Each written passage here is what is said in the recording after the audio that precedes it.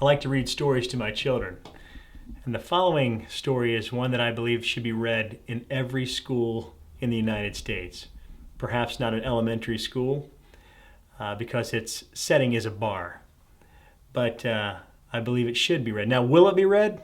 I highly doubt it, because it makes too much sense. This is called Barstool Economics. Suppose that every day 10 men go out for a beer and the bill for all 10 comes to $100. If they paid their bill the way we pay our taxes, it would go something like this. The first 4 men, the poorest, would pay nothing. The 5th would pay $1. The 6th would pay $3. The 7th would pay $7. The 8th, $12. The 9th would pay $18. And the 10th man, the richest, would pay $59.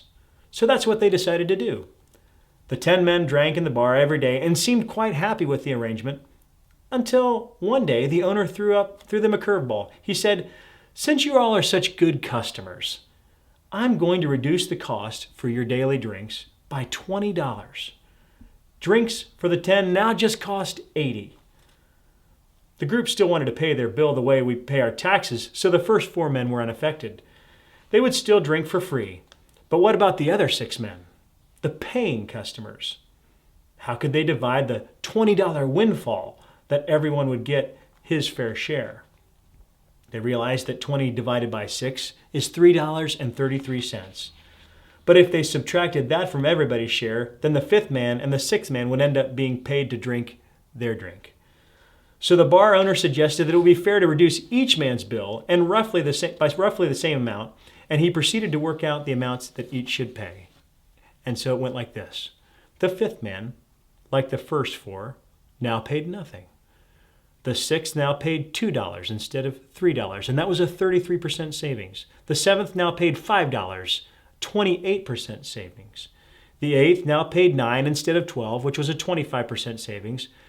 The 9th, $14, a 22% savings. And the 10th now paid $49 instead of $59, a 16% savings.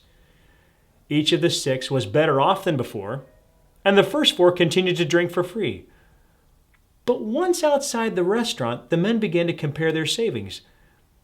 "I only got $1 out of the $20, declared the 6th man. He pointed to the 10th, and he got $10. "Yeah, that's right," exclaimed the 5th man. "I only saved $1 too. It's unfair that he got 10 times more than I." "Well, that's true," shouted the 7th man. "Why should he get $10 back when I only got 2? The wealthy get all the breaks." "Wait a minute," yelled the first 4 men in unison. "We didn't get anything at all. The system exploits the poor." The 9 men surrounded the 10th man and beat him up. The next night, the 10th man didn't show up for drinks, so the 9 sat down and had drinks without him. But when it came time to pay the bill, they discovered something very important.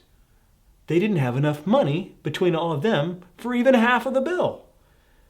And that, people, journalists, college professors, is how our tax system works. The people who pay the highest taxes get the most benefit from a tax reduction. Tax them too much, attack them for being wealthy, and they just may not show up anymore. In fact, they might start drinking overseas where the atmosphere is somewhat friendlier.